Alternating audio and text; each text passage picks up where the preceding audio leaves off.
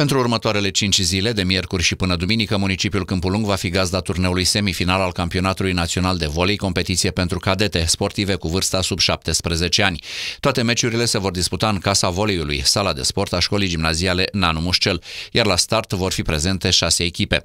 Alături de fetele de la CS Mușcel Aro Câmpul Lung vor mai fi CSS Bacău, LPS Brăila, Colegiul Național Nicolae Titulescu Craiova, Colegiul Tehnic Feroviar Mihai I București și CSM București.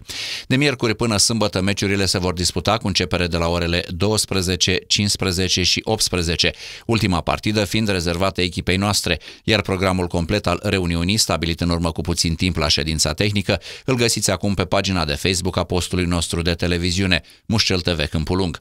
Duminică, în ultima zi de concurs, se va juca de la orele 9, 12 și 15.